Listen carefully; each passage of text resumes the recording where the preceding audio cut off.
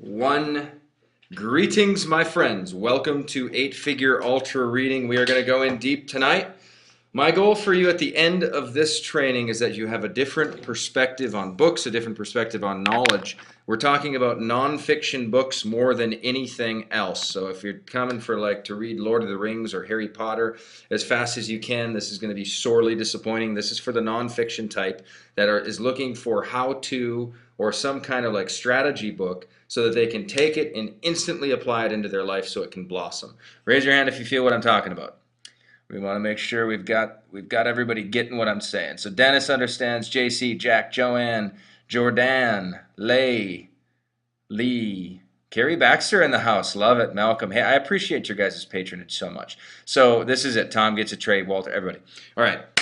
So we're going to get right into it. And I want you to really quick, if you don't have so I have some books to demonstrate here. I just took a little sampling.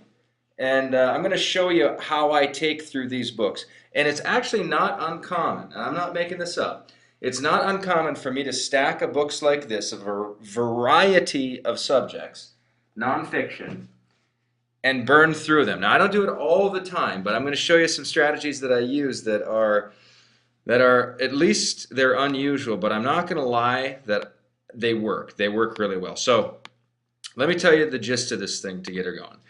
Number one, 8-Figure Ultra Reading, number one strategy, okay? Because the point is, most people, if you're here looking for a technique, for instance, if you're looking, one of the most standard speed reading techniques is that our schools have taught us to say A, B, C, D out loud, and then they teach us to read out loud word by word. So we associate reading with verbal speaking, and we read at the speed we speak in our head. Raise your hand if that's pretty much the experience you grew up with.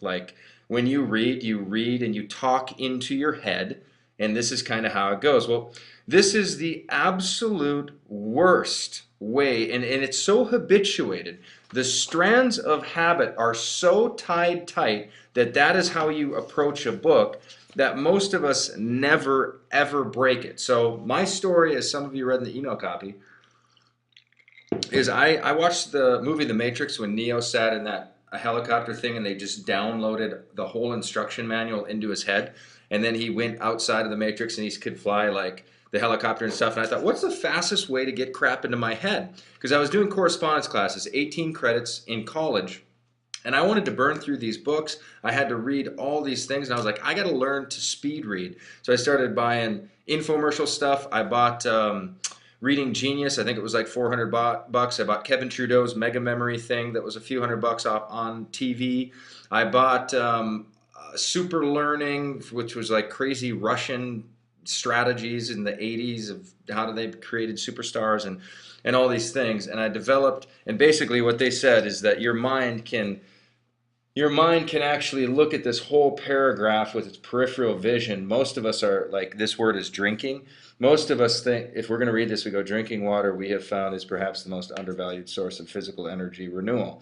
But what they say is, if you learn to scan the page, your peripheral vision can actually capture from here to here to here to here and beyond, and you can look at pages almost and comprehend them almost like there's individual words and pictures. Now, this was kind of blew my mind away, but I was really committed to not reading in my head. I just knew that was very slow, because I started doing some just generic speed reading stuff where they'd say literally, so here's how you prove this to yourself if you think I'm lying to you. All you do is take a book that's near you right now, cover up one sentence, and just if you lower the sentence for literally lower your hand so you can see a brand new sentence for 2 seconds. I'll try right here.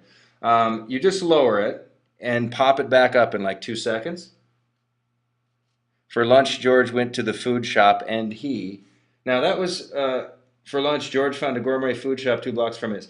So literally, I could read in a mega nanosecond a lot faster than my mind could speak it. Raise your hand if you get what I'm talking about. So I started doing this, and I was convinced that truly my mind could grab it, because I kept doing this over and over and saying, what did it say? And I was able to repeat it, but to speak it out took literally 5 to 10 times longer than I'd open up to look at it. So I convinced myself that the concept was real. So if you don't believe the concept is real, if you do anything, take a notebook or take a postcard or something and just start doing that throughout the book. And you'll be able to say, like, I got what those 3 lines said. And you'll be able to do more and more and kind of spit out what it said, but it only took 5 seconds to read it or 5 seconds to look at it, but it might take 30 seconds to speak it out what it was. Okay, raise your hand if you're clear on that concept. Because without that concept, you're going to be dead in the water. Like, you're completely dead in the water. There's no hope. So you got to kind of buy that.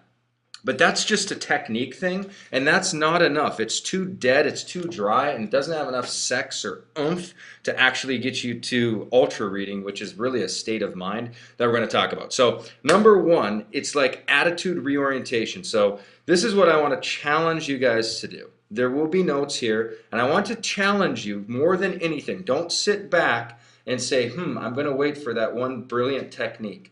Because if you hear this and you actually start touching and mixing up and moving the books like I'm saying, you're literally going to spring up an energy of information hunger. Step number one is to eliminate and purge your dead books.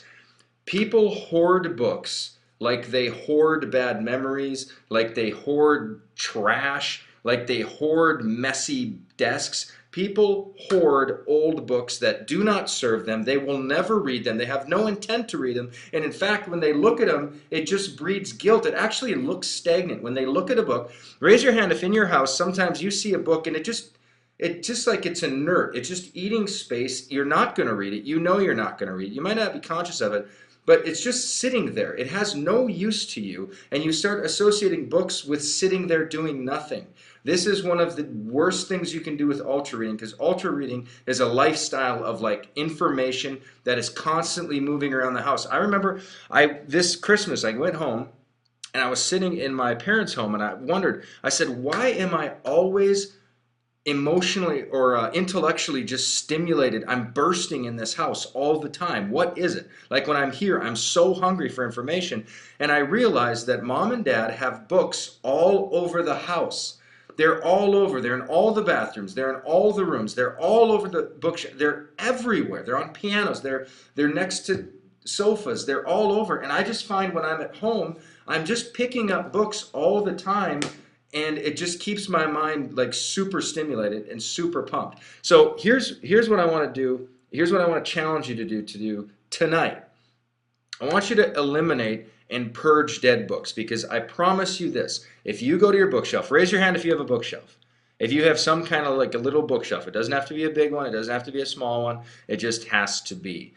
I can make a wager on this bookshelf right now. I can tell you by looking at your bookshelf, if it is packed to the max and there's no room for new books, you probably are buying books at a way slower rate than you intend to.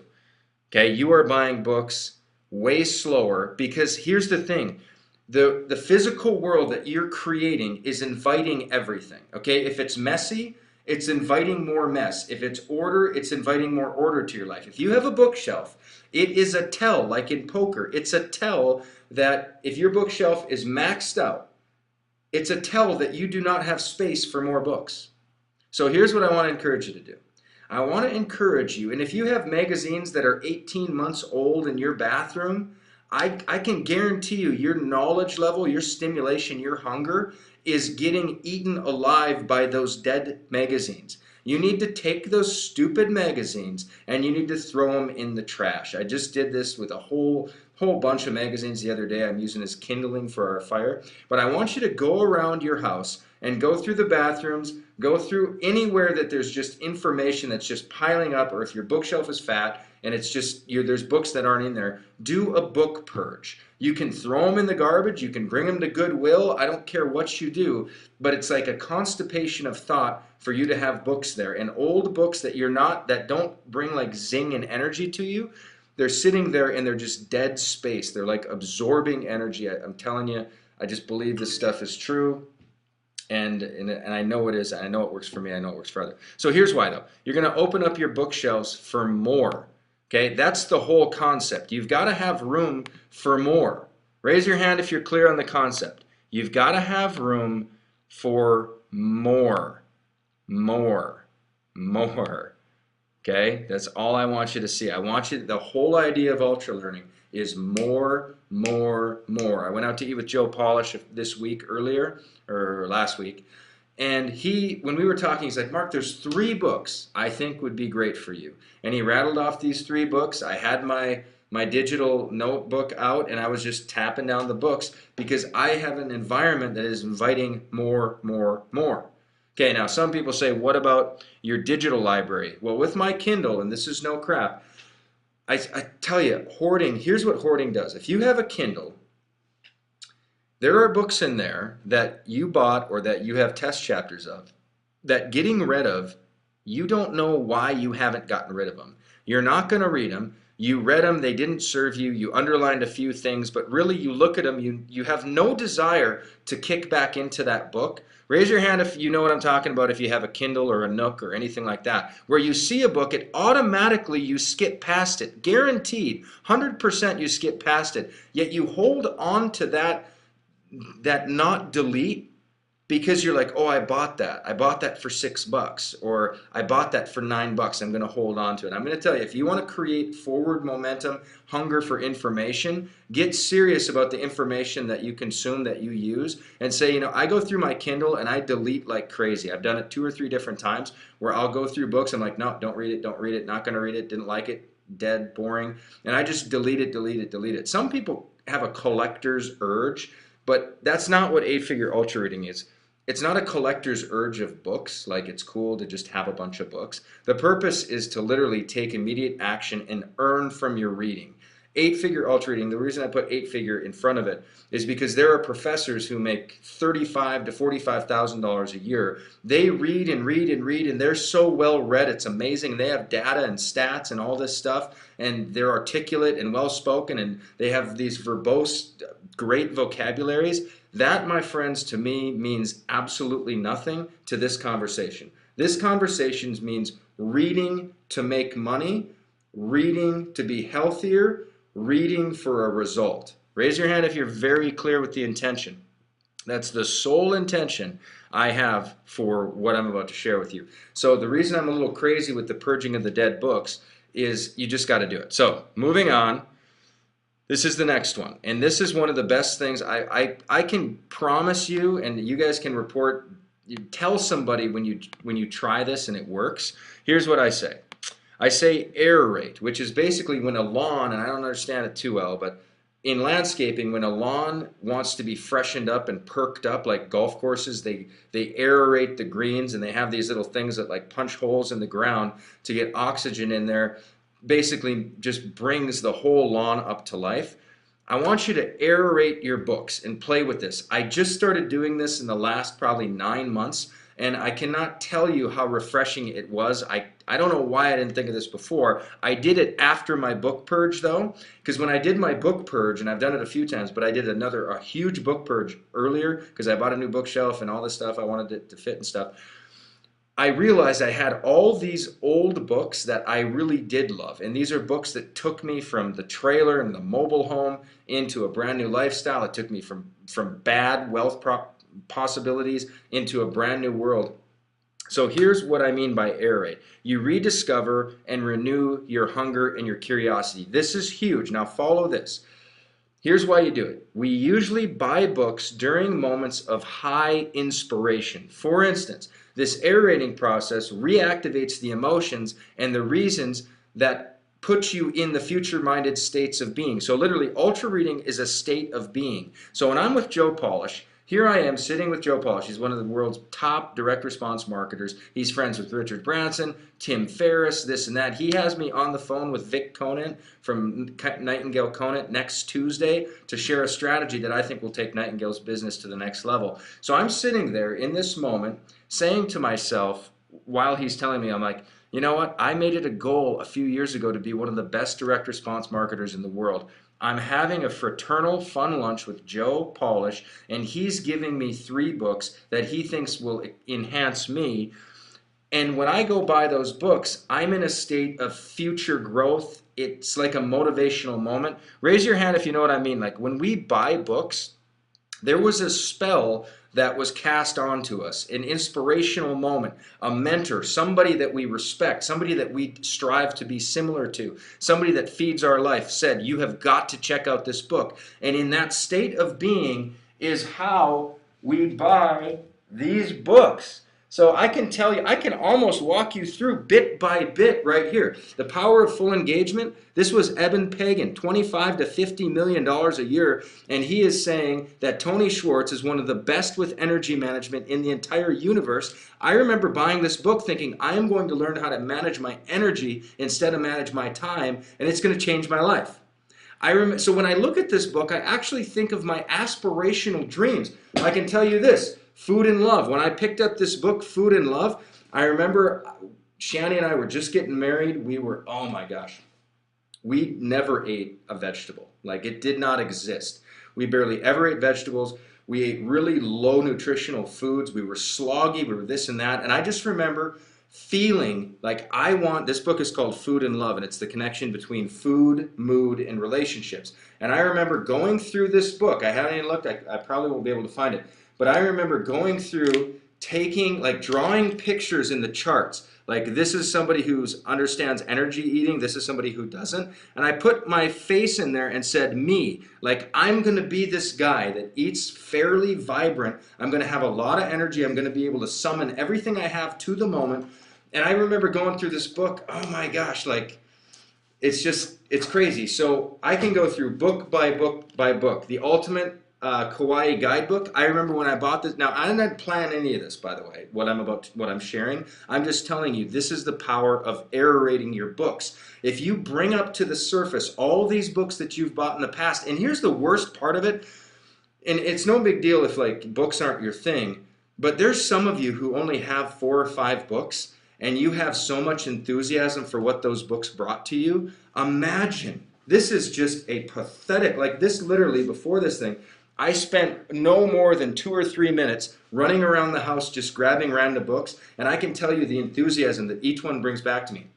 I bought this right when I was joining Global Resorts, right before I went to do my first video, and I remember saying to myself, I'm going to find the coolest places on this island, I'm going to shoot a video, people are going to think I'm the frickin' Indiana Jones of the digital age, and I'm going to kick ass with what I learned from this book.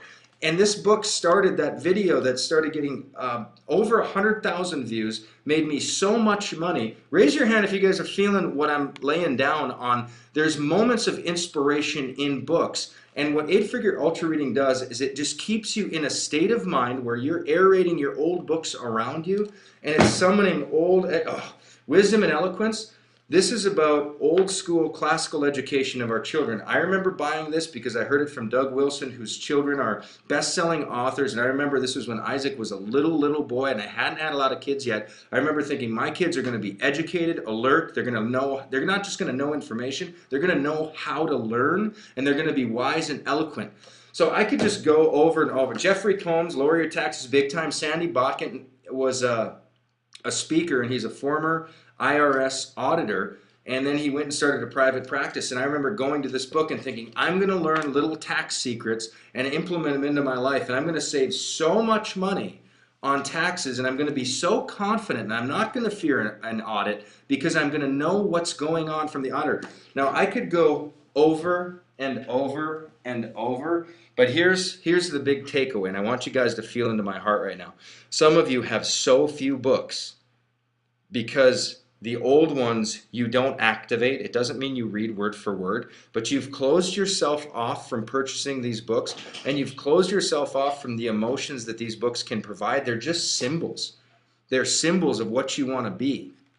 8-Figure Ultra Reading is about looking at this book and where it can take you in terms of wealth, health, prosperity, relationships, etc., etc. Just raise your hand if you're getting some value out of this. Raise your hand if you're more motivated to get into books, because then I feel like I'm winning, because at the end of the day, your motivational level can trump any technique. You can be a slow reader, you can be multi-ADD, none of that matters. If your curiosity and your inspiration and your state of being is high and hungry, you can take books and burn through them, and they can serve you in ways that very precise, mechanical, thorough readers can never tap into, because the purpose of the books is actually action when you take the ultra reading idea. So, wow, this is better. This training is better than I thought it was going to be. I'm really pumped right now.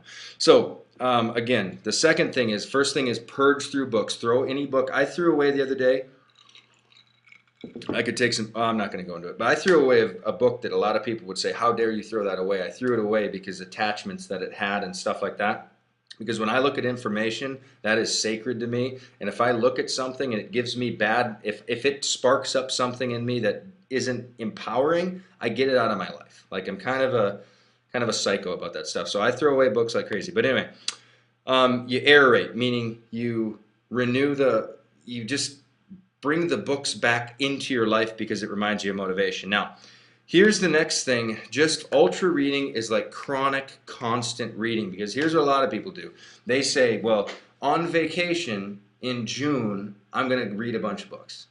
Or on vacation during Christmas, when I have 2 weeks off from work, then it's going to be good timing and I'm going to sit down and read. I'm not sure there's ever good timing. I'm pretty sure that it's just micro timing that makes you like ultra reading.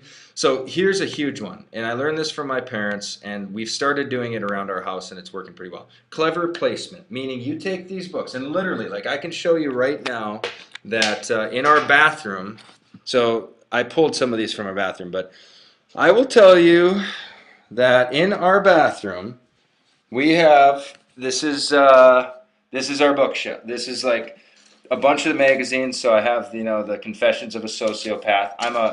I am a magazine junkie. This is Architectural Digest. I also have like some thick books in here. But underneath our bathroom, right here, like underneath our sink, I have a little library of sorts. Like literally, these are theological books. These are like Roots of Reconstruction, like how to rebuild culture. This is a pretty serious book. I have Paulo Coelho manuscript found in art. Actually, Brendan Bouchard sent me that. Wasn't too thrilled with it. I have the Reformation Study Bible. I have the Abs Diet. I have Salvation and Godly Rule. I have 31 Reasons People Don't Get Their Financial Harvest. Like I have books, like a nice little library in my bathroom.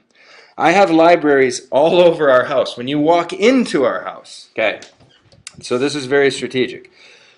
When you walk into our house, you see this little thing of books. So this little collection of books here, and they don't just sit there. Like I occasionally take them out and read them. I have like Architecture by Frank Lloyd Wright, How to Raise Dogs, Culture Building, Deuteronomy, Leisure. I have all these books, but here's my point. You want clever placement of books. Luther, come on. Luther, come. Otherwise, he goes crazy. But here's my point, gang. I'm getting a little hyper, and I'm getting a little crazy. But you've got to put your books in your bathroom, on your kitchen table, in your backpack, next to your sofas, chairs. If you have a big TV and there's a little hutch underneath it, stack some books under there. Should be by your nightstands, in the passenger car or your seat. If any of you guys ever hang out with me, I usually have 2 or 3 books hanging out in my car. And here's why we do that.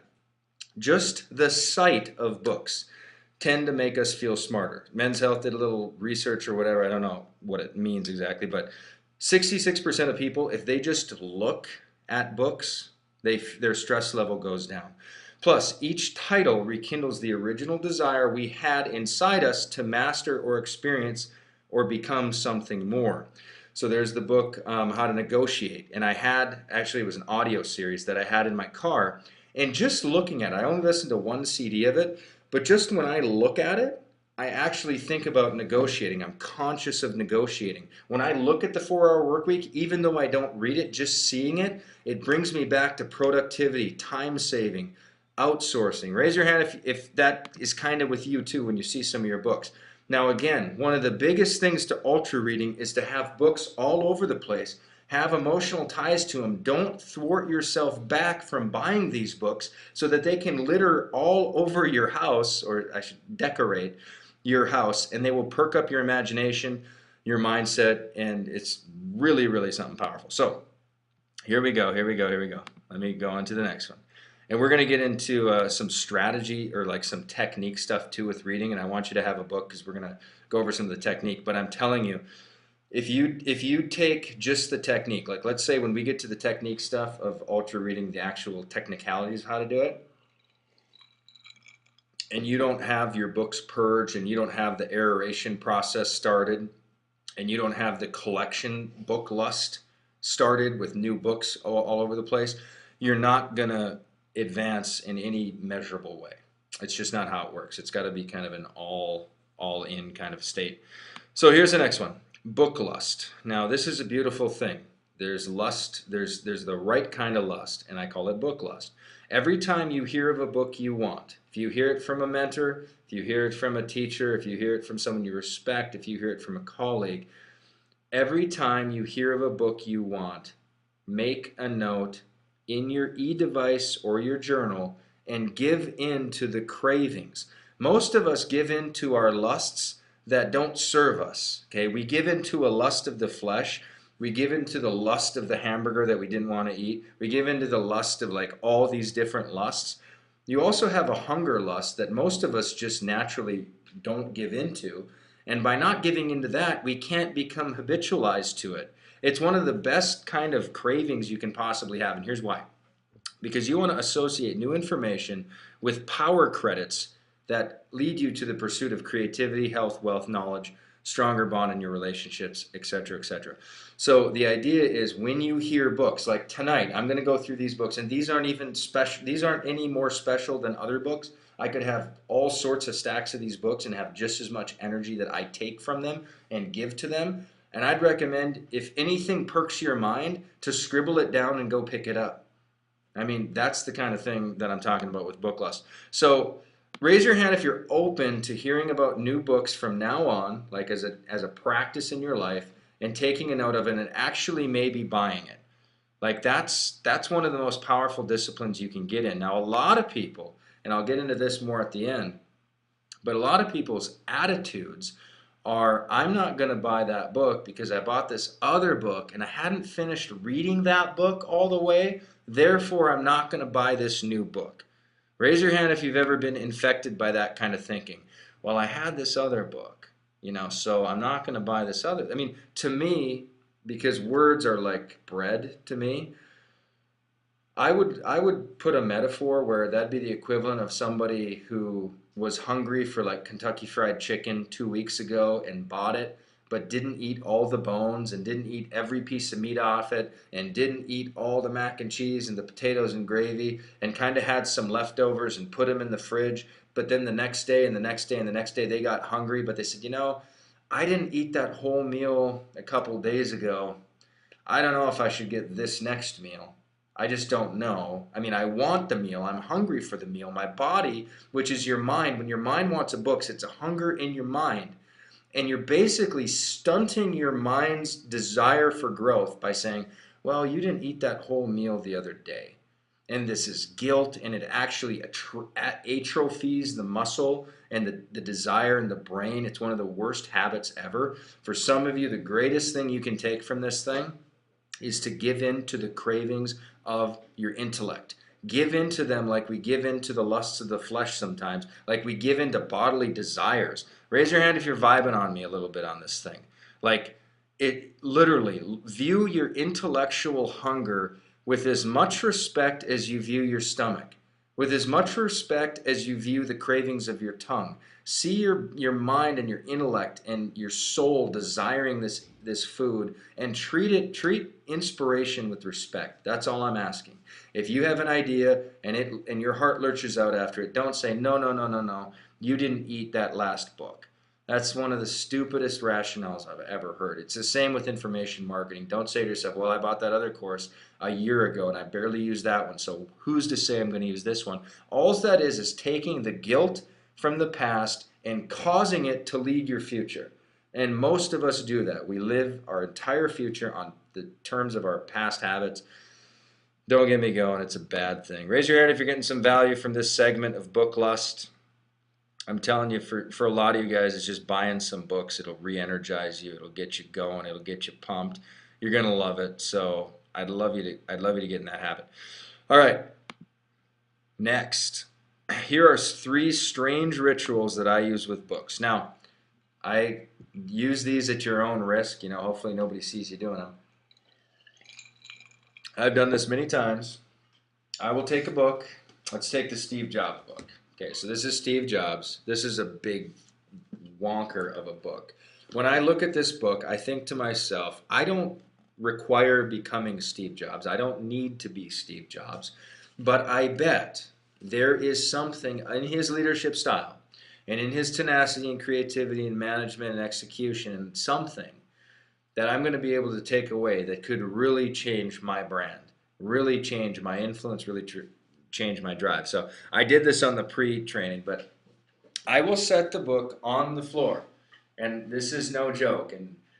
And this is, I think a lot of Jewish tradition celebrates when the Torah comes down the aisle. Like there'll be some dancing sometimes, given the circumstance. So I think I jacked it from that tradition.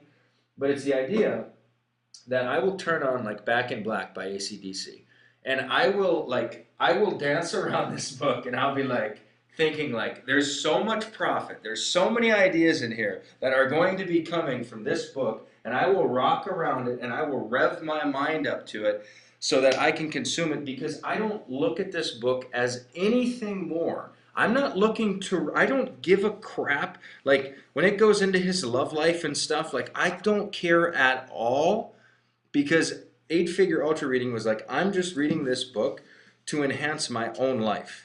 There is no other end game. And by enhancing my own life, I believe my business serves people, and so other people will be served better. My kids will be better living life. My wife, my friends, everybody will live better if I succeed more.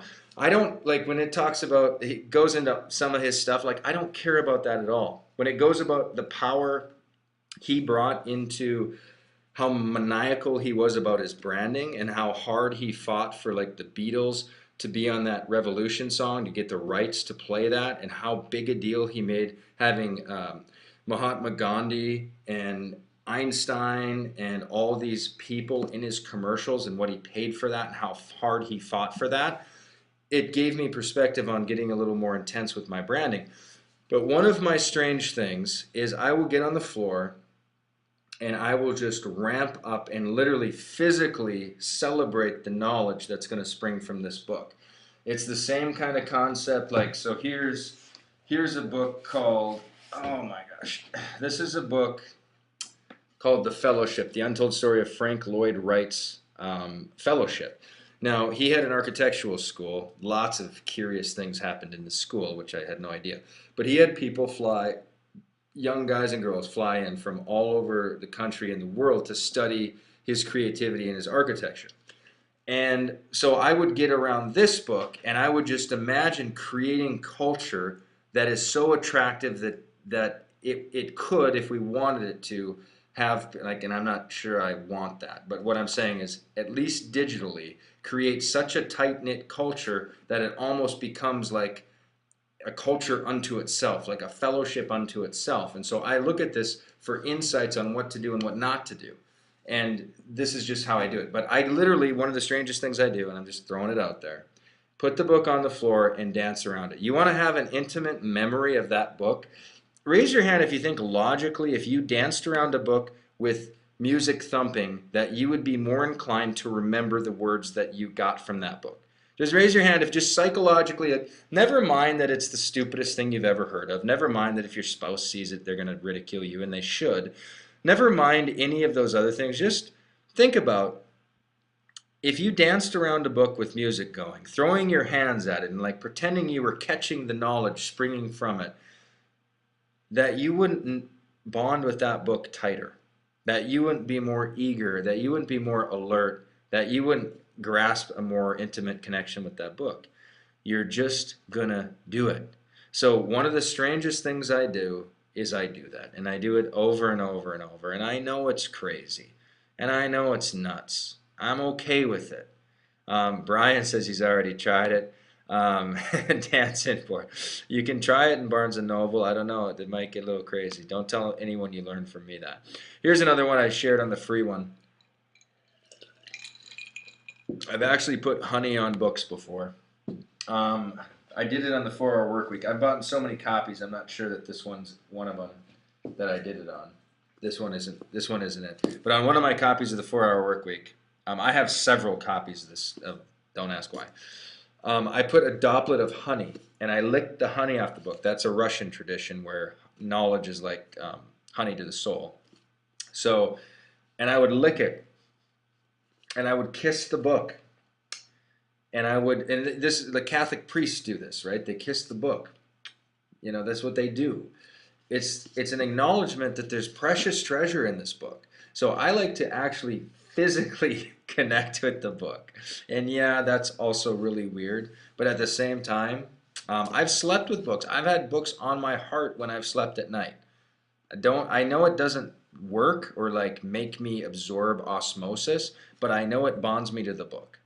And it's not even the book that matters. It's the result. Like I would say, um, that in the 4 hour work week scheme of things, of the thousands and thousands and thousands and thousands of readers that have read the 4 hour work week, I would say I would put myself in the top probably 2 to 5% of them that have actually manifested a lot of this in their life in a really profound way. And I know it's because of my intimate love affair with the book and some of the physical stuff I've done with them. So putting honey on a book, that's kind of weird. Here's another one. Visualizing, and this is probably the biggest thing, the biggest takeaway from all of it, because when you ramp up your curiosity and your hunger and your result, everything's going to change. So number 3 is, and this is all pre-opening the book. Raise your hand if you get that. This is all state management. Everything I'm talking about right now is managing the state of your life. This is the state of your home. Where are books? Are they in order? Are they available? Are they touchable? Before you open them, do you have like a driving, thriving, crazy curiosity to dig into them? Why do you think we struggled so much in literary class to read the books? The teacher just threw the book at us and said, open it. And so we just started reading, and it was like, wow.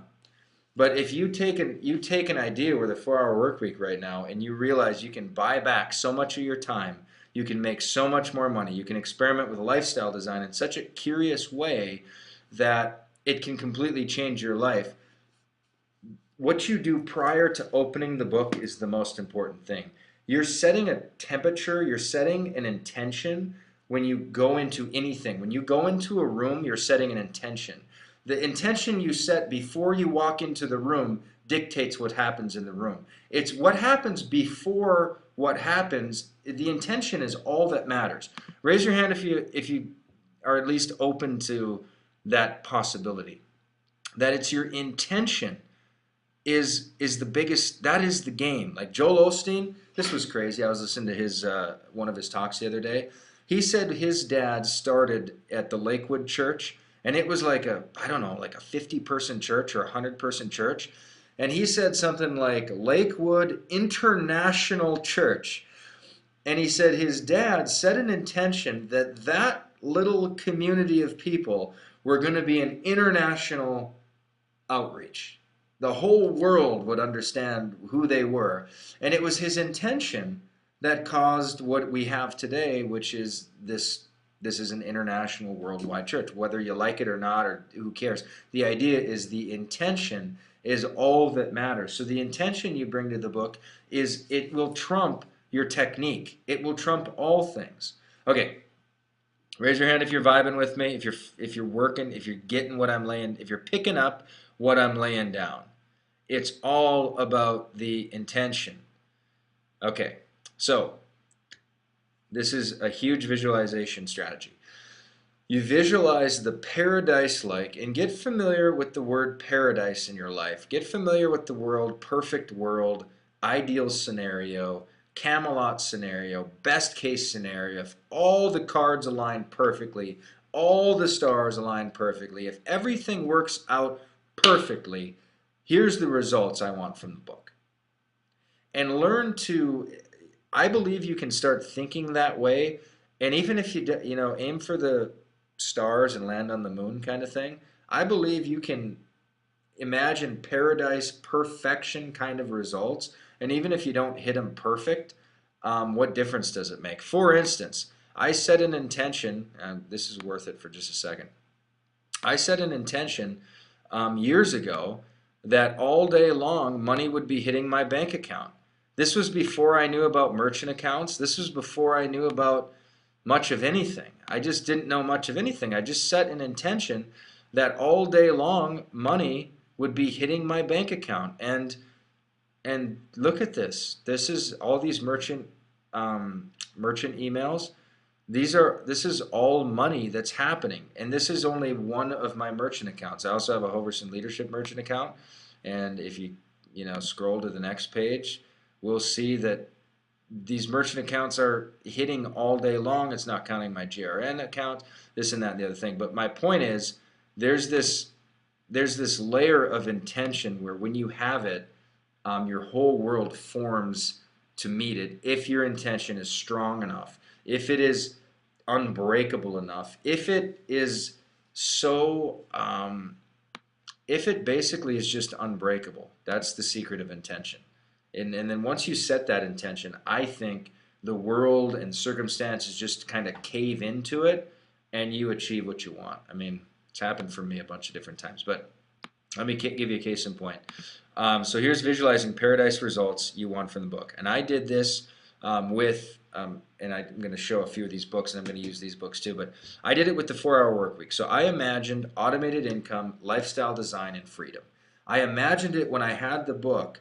I would imagine I'm going to make this work. I'm going to figure out how to have automated income. I'm going to figure out how to have assistance and leverage through, I didn't know at the time it was going to be through affiliates. I had no idea. I didn't realize that my virtual assistants were going to have tiny percentages in my revenue, and they were going to be like entrepreneurs, and it was going to be win, win, win, win, win all around. I didn't know how any of it was going to happen, but I looked at the book, and the visualization I had was that I'm going to be going to Hawaii when I want to. I'm going to be going to Disney when I want to. I'm going to be taking my kids on vacation when I want to. I'm going to be able to live in multiple locations like I want to. I envisioned and intended all of this stuff before I picked up the book. Okay, just one more time. Raise your hand if you get what I'm saying about the intention. It's the intention, my friends. It's the intention. Everything follows the intention. Okay, number 2, getting the most from what you got. This was by Jay Abraham. I remember picking up that book. This was right when I took over GRN, and I remember thinking to myself, I imagined I was about to discover untapped ideas into my existing business that I wasn't aware of. I was going to see new income opportunities that I hadn't seen before. I was going to see new models of retention. I was going to see new models of selling from what I already had, not existing, but what I already had. And from that idea, and from like the Dan Kennedy book on premium pricing, that kind of merging with getting the most from what you got, we took a travel package and we actually reduced it to 10 weeks from like 52. We were selling it as 52 weeks, and it is 52 weeks, but it only has 10 premium. We actually reduced the offer, in a sense, to 10 weeks. We raised the price by $2,000, and then we added a 20-week package that's $12,500, and it just like crazy, crazy things happened, but it followed the intention that I saw a book title that said, Getting the Most from What You Got. I knew that a billionaire either wrote it or a ghostwriter wrote it based on interviews. And I'm like, there's a billionaire or a guy who's created $1 billion worth of business, Jay Abraham. He's got some thoughts in this book that little old multiple six-figure earner Mark Hoverson can learn from. And I'm going to tap it into, I'm going to look at my existing business, and I'm going to learn how to get more from what I already have. And I promise you that having that intention, seeing that result, allowed me to dig into that book. Now, have I read that book through cover to cover? Heck no. I just remember one strategy that said it said orders that don't go through, like credit cards that get declined, call them back. Like that's all it said. And I remember taking that. I remember getting on the phone, talking to staff, and saying, how many times do credit cards not go through? And they said, oh, like, once or twice every couple days. I'm like, what do we do? Nothing. I'm like, from now on, implement. We do a personal phone call back, not just email, but personal phone call back, and we tell them they can pay on multiple credit cards, this or that, the other thing.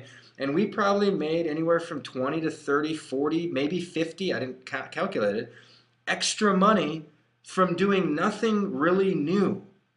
But the whole thing was I envisioned that I was going to go in, I didn't know how, but I was going to learn how to make more money from my existing business.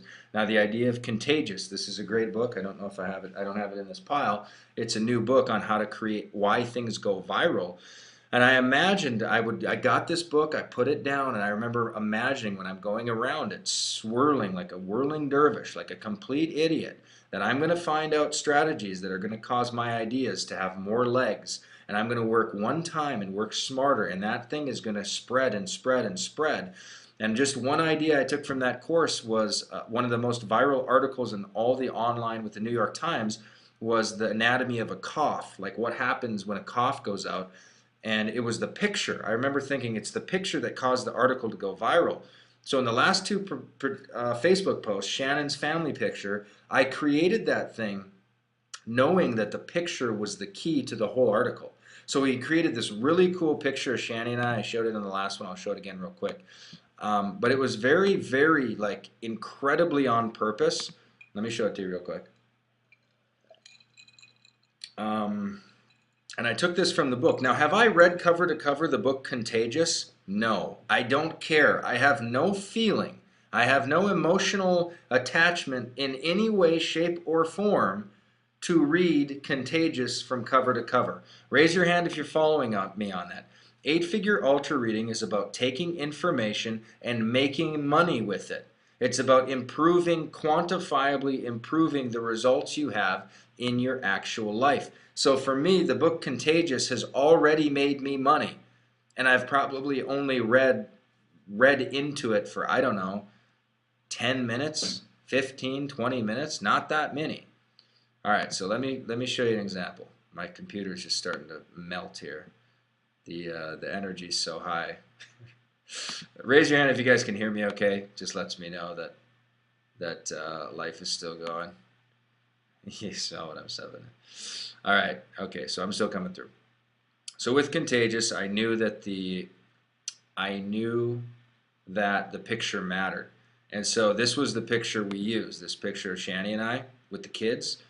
And I wanted that picture to really pop because I knew from reading the book that the picture attached to the words were the impetus of the share. And I got that from the book. I didn't know that before the book. So I bought a $14 book. And Shannon her post is making her money, not daily, but she's making Jaron Discovery sales. Her emails are blowing up. She made her platinum. She's got a couple more right on the line because I believe the picture. And I got it from a $15 book, not because I feel like I have to churn through every bit of that stupid book. I bought it with an intention to use it.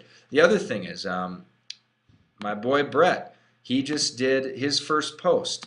Now, I knew that the picture was going to be the key.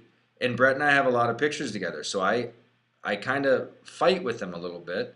And I say, well, we don't fight about it. But basically, I'm saying, you know what? We have got to pick a perfect picture because the picture is the impetus of the share. So somewhere here, this is the picture we ended up using.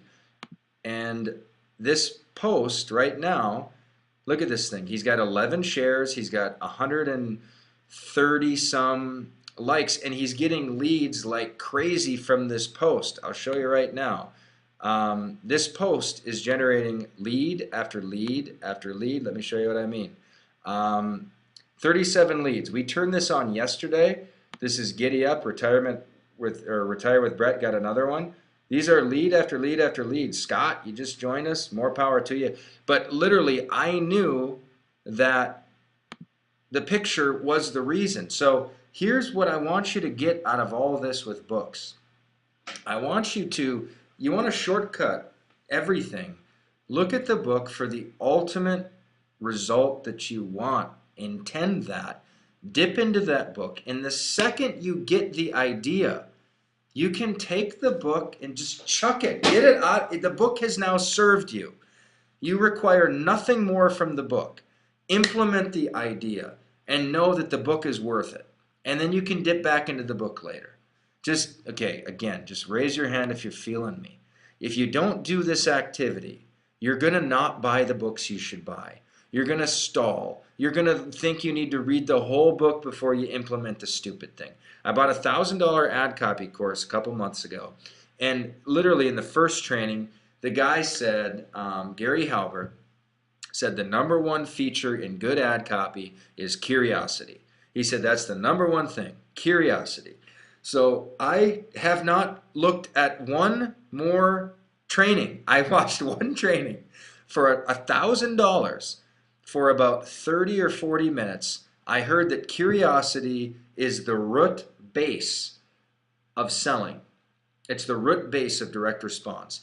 And I put out a little thing called Secret Beliefs of Top Earners or something like that. I made several $1,000s. People loved it. And the copy never said really what the course was. They had to buy the course to find out the secret beliefs. And I delivered on the course and it was great.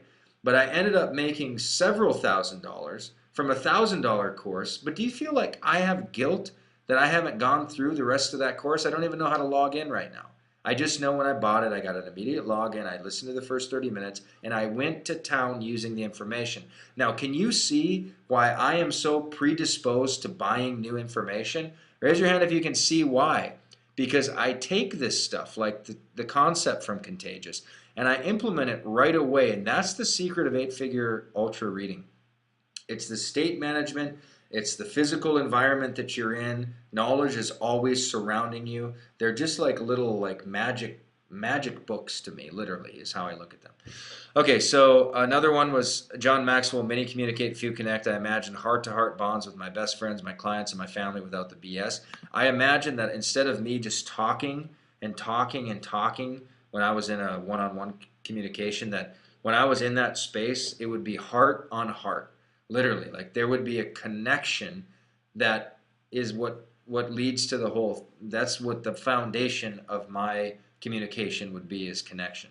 And so I went there and I read into the book and I learned like one secret, and I haven't read the book since. It doesn't matter. I don't care. I don't care at all. But one of the biggest things you can do before you buy a book, before you crack the cover, before you do anything at all with the book, is that you set an intention for the result from the book. Let me give you a little more ramp up on how to do this real quick. So I'm gonna just use an example. I look at the fellowship and I think, how can I create a culture that is so attractive that people are, for like my live events, they'll happily, like, well, Brian, you're on here. I announced I had a live event. It was a private one, not on the internet, private live event. Brian there was a qualification to do it. Brian qualifies for it right away, buys his plane ticket, flies his ass over to Phoenix to get to the live event. This is an intention I set that people would actually flock to wherever we were doing our community stuff because of what I learned from the book. So I do that. Tax secrets. I think to myself, I'm going to know insider tax secrets that are really awesome. I've shared this one many times. I'll share it one more time real quick. But in your house, you can only write off the square footage that's designated strictly for business. So for me, that would usually be just my office. But what I did was I added this door. Okay, this door wasn't there when we built the house. I added the door, and I was able to write off the tax, write off the door, write off the building of the door, and I was able to make this entire wing, meaning all this hallway,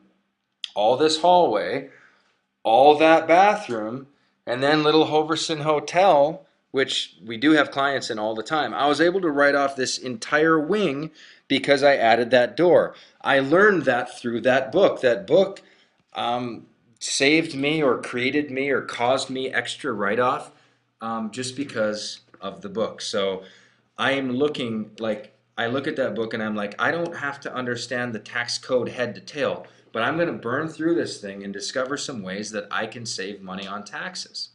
That easy. Genesis. So I look at this book. Now, boring, Bible, whatever. I look at this book and I say to myself, I'm going to intend to have a family story that 6,000 years later, there will be little stories about what I did with my kids and what we thought and our mistakes. And like maybe, just maybe, that story will be profound enough that it'll be captured and passed from one generation to the next. Now, is that grandiose? Yes, but I talk about paradise-like results. Paradise-like. Think about it. Now, some of you heard that and they're like, oh, he thinks he's such a big deal. Don't even think about me. Think about you. What if what you're doing right now, you will have a biographer, and maybe, just maybe, the impact that you're making, the legacy that you're leaving, maybe, just maybe, it'll be your kids or their kids or your business, and it's in fact, like maybe, just maybe, in a few thousand years, somebody will read your story. I look at that and I look at Genesis and I say, what's the mistakes? What's the wins? What's the strategies? What's the culture? What can I take? What can I use in my own life? Do you now raise your hand if you're just that would make you more interested in reading Genesis? If you had that kind of intention. Most of us just don't bring this kind of heat to the table. The law of recognition. I imagine myself that I'm going to be able to not miss. This whole book is about recognizing the opportunities, the prodigies, the friends, the gifts. And my entire thing was that I was not going to miss everything that was in front of me. My eyes were going to be sharp to recognize all the value that's present. And with Riplin, which has a 100,000 users, the entire message that I have been messaging is that Riplin isn't creating value.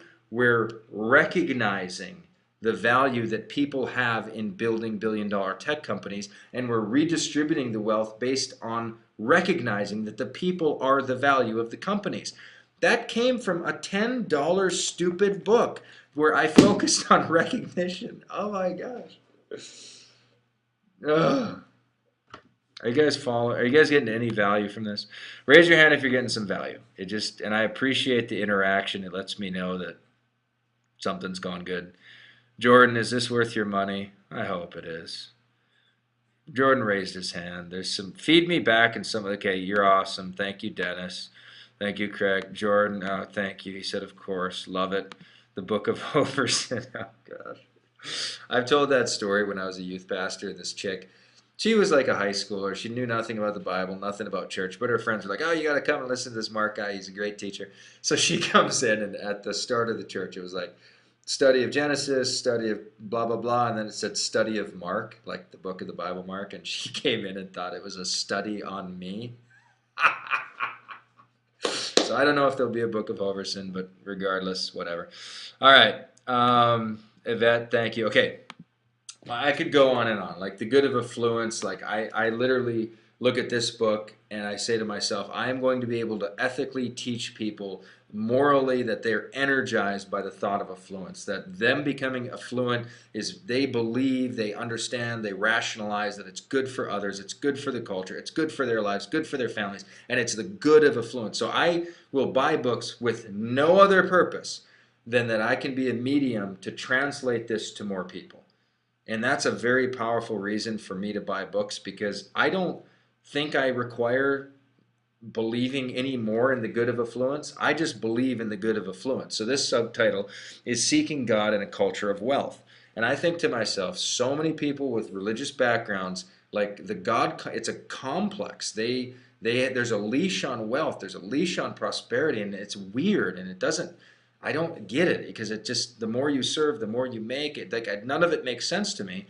So I'm reading books to help articulate that message through me. I don't require the book for myself as much as I require it to help give me better words to move forward what's in my heart. So when you have that attitude towards book consumption, you want to be a good information marketer, have that idea. Have that attitude that you're consuming books actually for other people. The rainforest strategy, like when I look at this book, I imagine myself visually that my business is like an abundant rainforest. Every layer of the ecosystem is thriving and thriving and thriving, and it's just lush, and people want to come to it. It gives oxygen to the world. Like it's a bastion of creativity. It's a bastion of color, adventure, diversity. It's like this is the place to be. And in no surprise, if you look at my merchant accounts and you look at the stream of people that are affected by like Hoverson leadership, you will see there's a bustling like 20-year-old movement. There's a bunch of like power 50-year-old women that are in our companies. There's young guys, there's old, there's children, there's everywhere. And I don't know how to explain it other than that when I look at these things like the rainforest principle, I intend that from this book, I'm going to learn to create a diverse, multifaceted business that is colorful and energetic and fun. And then I go to it and I just get a couple little ideas, and then I don't know, it just shows up. All right, I could go over and over. I'm going to just, the gamification, like even looking, let me give you an example of this book. Jim Bunch gave me this one. Still haven't cracked it. It's called The Gamification Revolution. The author signed it. Jim was at a, Jim and Jonathan and I are creating a lot of the games for Rippling. And just looking at it reminds me to gamify my content for buyers. Like, we're not gamifying this tonight, but I've started gamifying other things and engagement's way higher. Just the act of looking at the book, knowing what my intention is for the book, is influencing the way I'm creating my products. Raise your hand if you can see what I'm talking about that. Just the presence of a book, the mere presence of a book, when you tie it to its intention, can feed you. It's crazy, but it's true. It really is true. All right, enough of that. Let's move on. Examples, books next to me. Okay, after the emotional, so now I think I've got the point. I think I've got the point that the emotional state of anticipation and hunger is the key to the whole game. It's state management. That is the mother's goose of the whole thing. That is the golden egg. That is the secret. And really, with just that alone, like this book, I haven't even opened it yet, but with the ultra reading mindset, it's affecting the way I gamify my content. So it's already serving me even though I haven't cracked it. So just last time, raise your hand if you fully get that it's all the pre-work of intention, revving up, picturing paradise-like results that it's going to get you. That is the core of the whole thing. That's everything. Now, after and only after the emotional state of anticipation and hunger is jacked, it's revved, it's up. Technique number one is fast page turning. Now, this won't seem to make any sense, but if you have a book next to you, I want you to play this game with me. Okay, raise your hand if you have a nonfiction book next to you. It can be anywhere from 80 pages to 100 pages. Just grab one.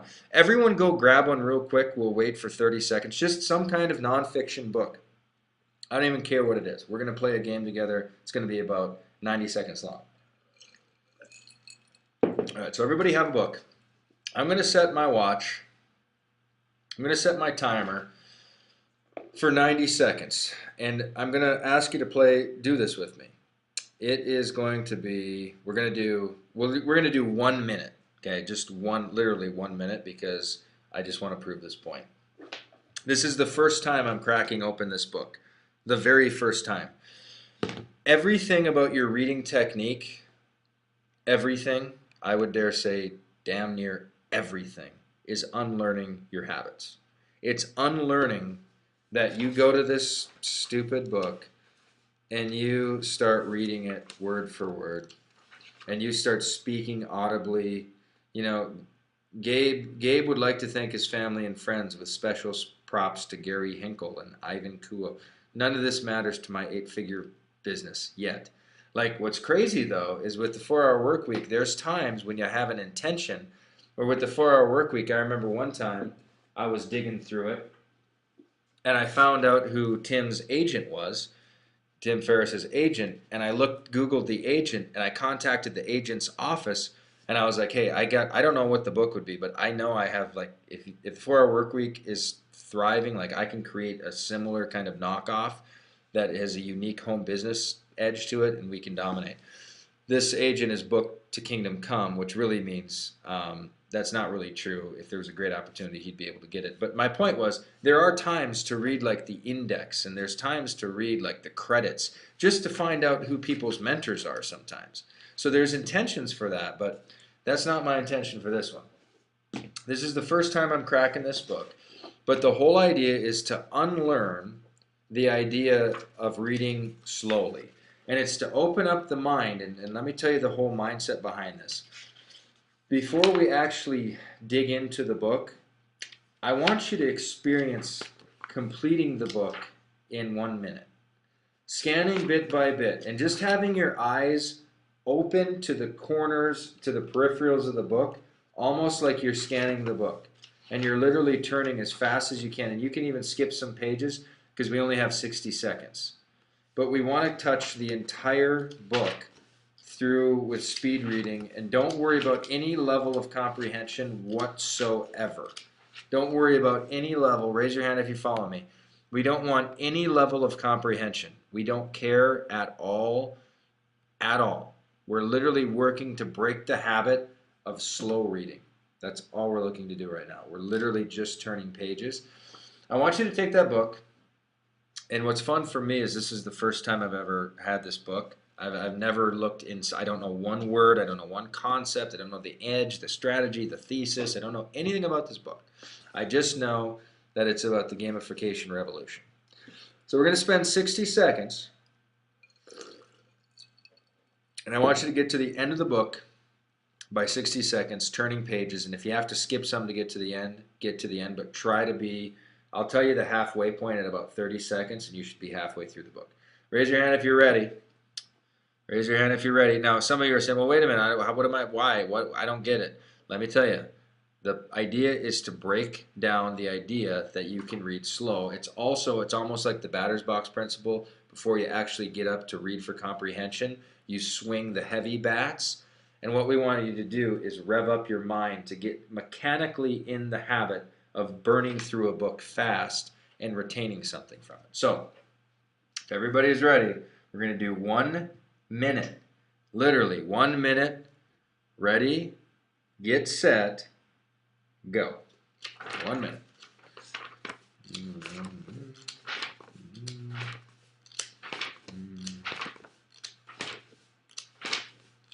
Keep doing it. Just if there's charts, don't let if your mind wants to hold, but try to just get in a rhythm of going through it. If your eyes dart over, that's cool. Try to keep on the sides. We're at, oh my gosh, you should be halfway through. I'm not even close. Oh my gosh, we're at 30 seconds, gang. Okay, that's okay. So you should be about halfway through. Just getting in there. Don't worry about it. Organize, marketplace, say. Okay, we're at about 10 seconds. Oh my gosh, this is bad. This is bad. Reimagining, risk, cool. Okay, training, rise, 4-door, approach. Oh, 1 second. Wow. Okay, I didn't even do my own obedience. Okay, now here's what's crazy though. Based on what I looked at, I noticed one thing was that the idea of a game, there was a chart in here that my mind caught that basically was saying, this was the picture, and it was the idea, I got it right from the start, that the idea of a game is to go simply from desire to mastery, and it's a slow progression of stages. So that a game isn't actually designed to have mastery out of the gate. The design is to be a challenge to master it and to go through little micro bits, which I kind of knew, but still, it didn't even matter. Now, here's why we did that. We did that because, well, you tell me, and just in all candor, even as fast as well, raise your hand if you got through the whole book. Raise your hand if you did it. Dennis did it. Derek did it. He's got the Jim Rohn 20-page booklet. Jordan did it. Kathy, okay, a bunch of you guys did it. You're good people. I wasn't there. But here's what's crazy. This is just, don't even worry about it. But if you feel like now let me phrase this question properly. If you feel more towards becoming the result, mastery towards whatever the intention behind that book is, for instance, for me, I'm kind of the game master behind my own companies. I'm kind of a puppet game master behind another company.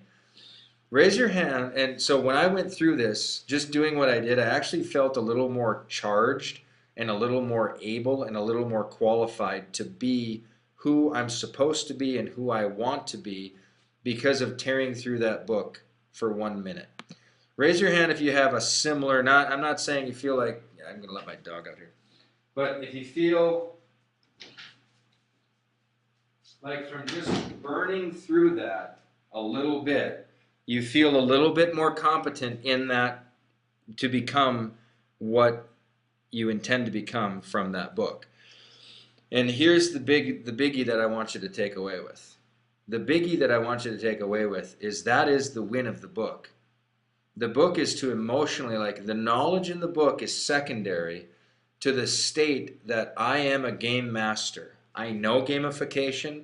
When I'm summoned to create a 1 week game for somebody to achieve something, I know that the goal is mastery. I know it doesn't have to be immediate. I know there's steps to it. Literally, from spinning through this book for 60 seconds, I feel more capable as a game master, and the simple emotional state that I have makes me a better game master. Raise your hand if you believe that. Raise your hand if you believe that just the simple, like the state that just burning through that book that fast, that the state of my belief that I'm more capable is more, it's almost more powerful than the knowledge. Now, that's technique number one, is fast page turning. So what I do to ramp up my state of being and my attitude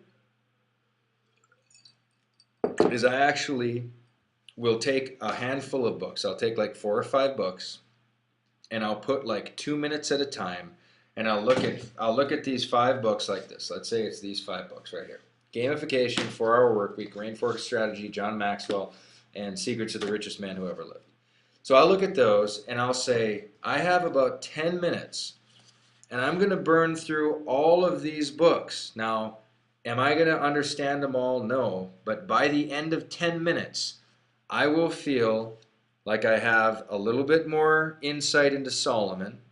I'm going to feel like I have a little bit more insight into connecting with people.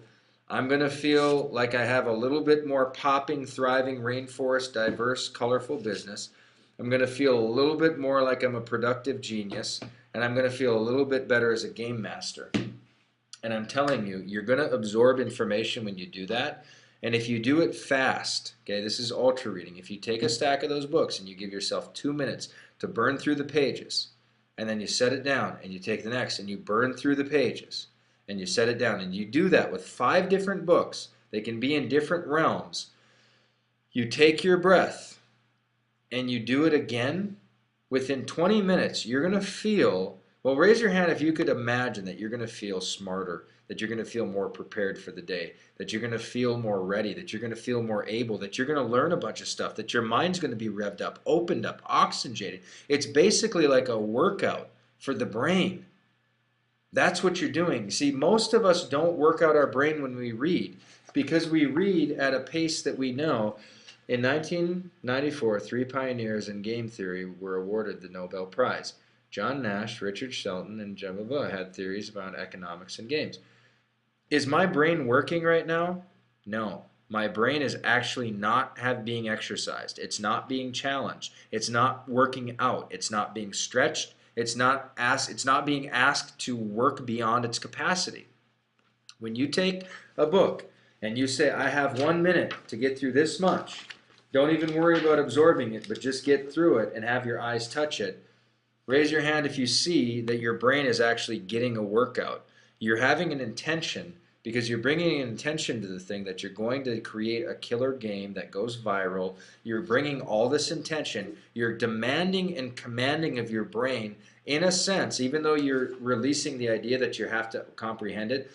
Your mind is still, your pattern is like, your brain is supposed to be capturing this, supposed to be remembering this, supposed to be photo snapping it. It's actually revving your brain up into a level that causes it to actually get sharper and get better. That is, are you guys grasping that ultra reading? And I just called it ultra reading, but are you raise your hand if you're grasping. It's a different attitude towards the whole animal. And the book just happens to be a prop. The book is just a prop for you to exercise your brain. It's a prop for you to engage your imagination, for you to reconnect to your dreams and your visions, and then literally take something away that you can use. I mean, that's kind of the heart of it. So technique number 1 is fast page turning. And just that alone, if you get into it, if you take nothing away from this, other than the energy that you bring to the game, that you bring to the book, and you just get into fast page turning, and you take a little stack and you set your 2-minute alarm and you just burn through books, you're going to have less guilt towards books.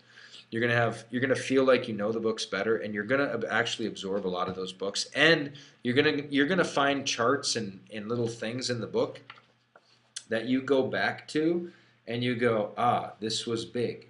and you'll go back, and maybe the only takeaway from that book is one chart, but that's a big enough takeaway to impact your business. So, number one, fast page turning. That's technique number one. Technique number two is to scribble like crazy, draw pictures, and begin to mark your book like a dog marks its territory. I'm not kidding. I was on the last preview webinar, I think it was Scott. Scott was talking about how he doesn't like to write in his book. Now, imagine this was great, and he recognized that it was crazy. But he doesn't like to write in his book because he wants to be able to get good resell value from the book. Well, what I want you to do is take a book and be very comfortable with just drawing pictures, scribbling, doing whatever you can to mark the book as your own and to integrate into the book. Now, here's what I mean. Gamification as winning strategy. So I'm going to mark this book up just a little bit. I hate that pen. Let me get a better pen. Kind of fussy over my pens. So this is what I mean. So gamification as a winning strategy. Engaging your team and driving results. So I might literally make a picture of me. I don't know how well you're going to see this. It doesn't even matter. I might take a picture of me and then like draw a barrier and then pretend like I have a game, okay, and there's like the pot of gold over here. And then that there's thousands and thousands and thousands of people that are zooming into my game, and at the doorway, they go on this exciting adventure and they win the money. And then because of that, I just stack up my riches. But I'm behind the door. I'm the game master. It's not my personality driving it at all. It's the mechanics of what I learned from this book. Okay? So that would be an example of a doodle. And I've come up with some doodles. Some of you have noticed that I doodle once in a while. I've come up with individual doodles that I know have made me a lot of money. So what I'd encourage you to do is go ahead and paint a mural in the book of what you want. I've done this with my 4-hour work week. A lot of them. This one doesn't have, oh, there was some, like, but you can see, like, this is one of my copies. Like, this is in the table of contents, how much I doodled up the table of contents. I mean, some of this stuff is like imitation of mentors, becomes psychically electric, soft knowledge, hard knowledge. Man, I just did so much crazy inbuilt. But I drew pictures in here of me like rope swing, like right here. Like this was, I wanted people, so this was going to be me and Shannon, and all the kids were going to be holding on, and I was going to be on a like Indiana Jones rope swing going across some crazy ravine. Now here's what's nuts. I drew that in this book, and I have a video. I think it's at, I'm not sure where the video is at. It might be at myglobaltraining.com. But I have a few Hawaii videos. But one of them is when I launch off on a rope swing in Hawaii, the same place, this is no kidding, that Indiana Jones did his rope swing in Indiana Jones. But I scribbled that in the book because when I saw this book, I associated it with lifestyle design, travel, and adventure. And I scribbled out what I wanted, which was a rope swing. And I ended up doing it in Hawaii, living kind of 4-hour work week lifestyle thing because I started scribbling in the books like crazy. I have many other scribbles that I do in books that's the same concept where I draw out what I want to happen. I draw it out and it works. Okay, so number 2 with the book, raise your hand if you get what I'm saying, is mark up the book. Draw your dream on there, draw your ideal intention, scribble and get really in touch with the book. I believe in that concept so much of owning the book and that being the main thing that some people with my Solomon journal, they're like, when, like people have asked, like, can I read that book? So they'll see this and they'll be like, can I read that book? This just happened the other day. And I was like, well, yeah, I guess. So I give them the book, and they're like, so you sell a course, and this is the book, and it's an open notebook, right? There's nothing in it. And what I said is the reason for a lot of people this is the most precious book in their life is because they engage the book with their drawings, with their notes, with their heart, and that's why this is a bestseller is because it's actually their heart that's on the inside. Okay, raise your hand if you get the concept in there. I'm not saying I'm not going to come out with a book someday, but if you really want to have deep connection to your books, draw the dreams that are associated with those books in those books. And though your heart will actually merge in with the book, you're going to have a lot deeper experience with it. All right, that's technique number 2. Technique number 3 is ask question after question. I'll take some questions as well at the end here. Shani, if you're watching this, I could use more water. I don't know if Honey Bunny's on here. So Shani, you're on here, but I love more water, not beer, water. But ask question after question from the table of contents and get really, really persnickety with the questions, not just like what, you know. So if it says like, okay, so well, like with Maxwell here, I showed this on the preview. Like I didn't even read the book yet, and I drew an illustration of a person. So the thing says, everyone communicates, few connect. So I practice what I preach, guys. I promise you I do.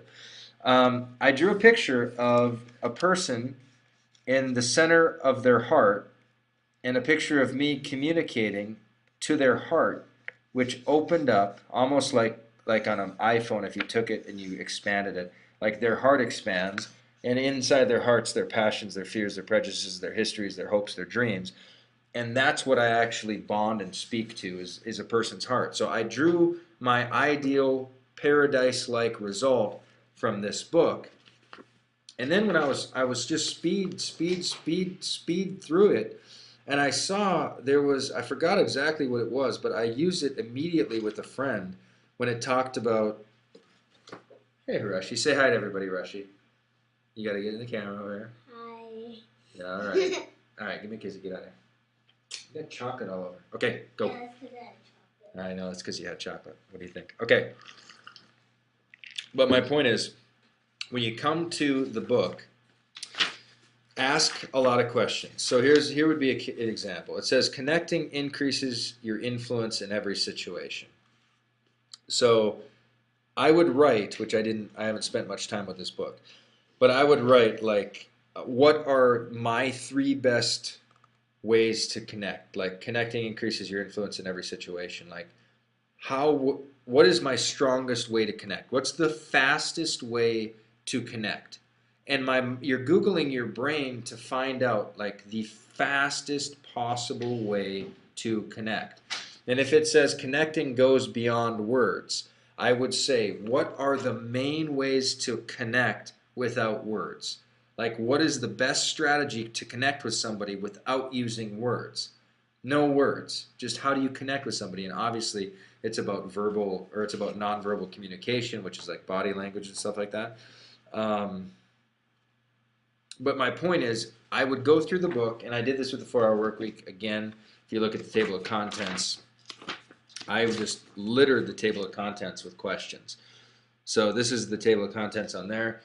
And I was just like, so many questions on here. Oh my gosh. But just ask like difficult questions because again, that's setting the intention for when you dive in, you'll pull out the answers. All right, so that's another technique. Here's technique 4, and this one I think is like the biggie for me, is that, and this is the whole key to making money with this stuff, is you're going for immediate implementation with no delay. I mean, you're just looking for like the immediate action out of the thing.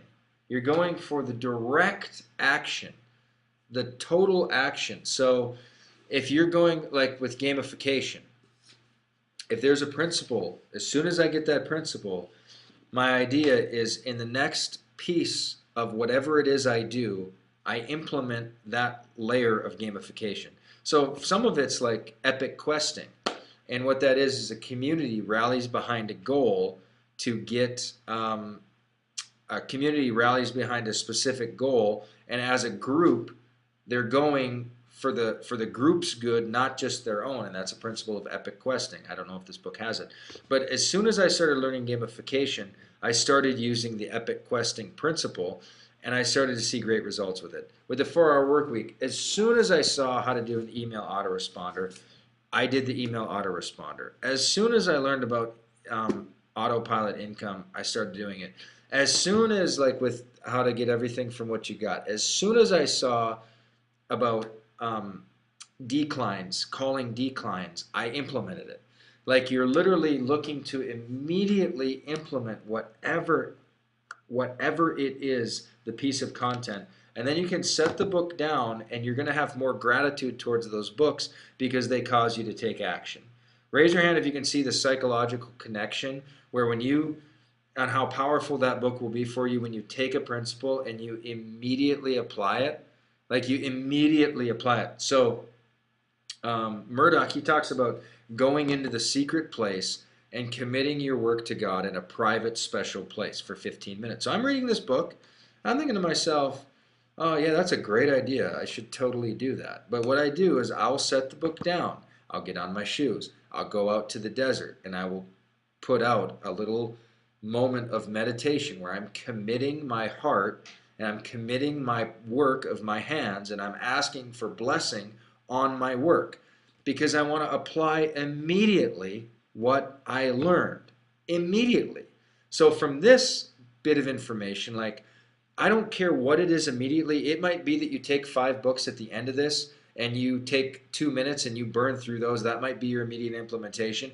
It might be to take and like eliminate books and like go around and gather like 5 or 6 books and say these books are junk and throw them in the recycling, or these books did their time for me, I'm going to pass them on. But eliminating books that are no longer going to serve you, they might serve somebody else great. So it might be a great blessing to give those away. But some kind of immediate engagement to this training, it might be aerating your books, taking a big stack of your books, putting them in your bathrooms, putting them on the counters, putting them by the piano, putting them by the bedstands, whatever it is, aerating the books to recycle some new energy. It might be going through the books and visualizing like how deeply the result, the fantasy is with the books. I don't care what the immediate action is, but do one of the things you learned tonight, and even if you're doing it while you've been with us, that's at least better than nothing. But raise your hand if you're game for like maybe right after we're done to do something. I don't care if it's throw away 5 books. I don't care if it's replace 5 books. I don't care if it's take a book and just like really intend. I don't care if it's dance around a book. Just something where you can start the process of cementing this training into your life. I don't expect you to have all of this down and to have it woven into the fabric of your life right away. There's zero guilt in this. Don't do that. But the idea of immediate action, when you read something and you start immediate action. Like there's this book, so good. It's called 50 Ways to Yes, or it's called Yes, 50 Ways to Yes. Cialdini co-wrote it. It's on my Kindle. There's 50 persuasion strategies that these scientists have studied cause people to say yes. It causes people to persuade themselves into a yes answer. And I go through that book over and over and over. And I always I say to myself, as soon as something pops up that I can use effortlessly in my life for my marketing, as soon as it comes up, I'm going to do it. Like as soon as it is. And so I'll read things, and one was that when people are on coffee, they're more likely to say yes. When people are jacked on caffeine, they're more likely to say yes. So as soon as I saw that in my next email, I was like, grab a green tea, grab a cup of coffee, and read this email. Like, definitely read this email. I was reading through Men's Health, and it was actually in Contagious, where people who exercise are way more likely to just share movies, share books, share their experience in life. They're more likely to share if they sweat. So with a group of, this a group of guys that I'm mentoring, I'm like, guys, let's make sure you sweat today. I want you sweating because I want you sharing our stuff. That's good affiliates should be sweaters. So as soon as you find something to take action on immediately. It's key. Let me wrap up three things, and then I'll take a couple questions. We'll call it a day. Number one is some attitudes. Here's a big attitude with ultra reading. Number one, who cares if you don't read it word for word? Raise your hand if you grasp the idea that ultra reading does not care whatsoever about word for word reading from the start of the book to the end of the book. Like, I am the least concerned in the world with word for word reading. It matters not. There's probably a chart that's going to change your life more than the word. There's probably just a sentence. There's one big fat idea. You just want to burn through the book, and the word for word is like the worst thing in the world. You will have way more benefit. Oh my gosh, think about this. Let's just take any, it doesn't matter. We can take any of these books. But Secrets of the Richest Man Who Ever Lived. So this is Solomon. And the reason I'm reading this, again, isn't even just for me. It's so that my Solomon CEO stuff might have more insight or more knowledge or something out of it. But I have more value from doing the dance around this book, saying to myself, like, thinking like Solomon's ancient regal wisdom has been protected and preserved and is available for me today, right now. Dancing around that book, imagining that Solomon's wisdom is going to be integrated into my life, and then attaching nicer riches in my house, better businesses, hotter relationships, international influence. It's better for me to actually do the visualization and to ramp up the anticipation and to literally go to myself, like, as soon as I have the immediate implementation of the idea and I see Solomon always hired the best of the best, and I actually set an intention to attract really great talent as affiliates or as staff or whatever. It's better for me to actually intend and visualize and emotionalize those things than it is for me to read this stupid book word for word. Raise your hand if you got that. You've got to get that. It's got to burn in your mind. We're not taught that because we're taught to study facts in school. We're taught to just read things, social studies books, things that are so we can answer a test for something we don't even care about. I mean, the education system has abused us. It has abused our mind. It has really not done to a great degree. I don't mean abuse. I mean, it's just trained our mind in a way that is so unsuccess driven. It's so not ideal by and large. So you got to unlearn that. And word for word reading is the worst thing in the world. Forget about it. Attitude number two, who cares if you don't understand consciously everything? Again, the mere habit of burning through pages fast is huge. There's this concept of dipping where once you burn through it and you do it again, if you want to read word for word, you're going to read it way faster anyway. But if you burn through the book fast, you burn through it again, you're going to be able to read so much faster. And then if you have a pen and you're drawing pictures and you're asking questions, you're highlighting things, and you're just going to be able to manhandle this book. It's going to be so much more a part of your life than anything. Attitude number three, who cares? Just who cares that you've bought books that you haven't read before? Who cares that you buy a book and you don't like it, you don't get anything out of it? Throw it away. I've purchased a book I was really excited for, thought it was going to be awesome. I trusted the author from a previous book. I read it. I started reading the tone of it. It was lame. I threw it in the garbage. I didn't care to return it for $8. I didn't care that I threw it in the garbage. I didn't care that the author let me down. I just didn't care. It was like a bite of a sandwich that just was worthless, and I just threw it in the garbage. It didn't matter. Who cares, my friends? Here's my leave on this one. I'll take a couple questions. We'll wrap it up. My takeaway on this is books and knowledge. I want you to give in to your inner cravings. Raise your hand if you got that. The inner craving your mind has for knowledge. I want you to get used to that being like bread, that being a very good, it's a give. You just give into it. You have book lust. You're game for it. I want you to give in to the idea of having books all around you, surrounding you, that you're surrounded by books. And I want you to attach a lot of meaning to those books. So when I look at Steve Jobs, just looking at this book inspires me. It's like functional art to me. I don't have any guilt that I haven't read it word for word. I could not care less means nothing to me. Nothing whatsoever. Nothing. Nothing. Means absolutely nothing. The mere book being around is an inspiration enough to me. I want you to think about immediate implementation. This guidebook to Kauai, have I read it word for word? No. Have I gone to Kauai, made cool pictures, made hundreds of thousands of dollars, written hundreds of thousands of dollars of emails on adventure lifestyle living because I actually went to Hawaii? I hit a couple of these trails. Yes. I mean, I'm telling you guys, who cares about word for word? Who cares about throwing away a book that's not serving you? Who cares about if you buy a book and you don't read the whole thing? I want you to attach a lot of emotion to these books. I want you to burn through them. I want you to sight scan them. I want you to doodle on them, love them, buy them, give them away. That's kind of ultra reading in a nutshell. If you're watching the recording of this, I encourage you to watch it again. If you got some inspiration, if you want to cement that inspiration, dance around your books, throw some honey on the books, scribble in the books, immediately apply the books, go buy some new books, throw away some old books, percolate, aerate, get in that creative space. Makes life curious, makes life interesting. I love you guys. That's all I know for sure. I'll take some questions. We're in overtime. Here we go.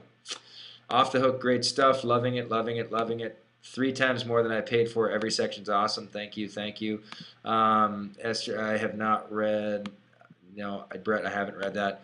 Amen. It's a bond. Yeah, bondage. Get rid of the bondage. Okay, so fire me some questions on this question area, and we'll play around here for just a few more minutes. I have to get rid of the slow reading method.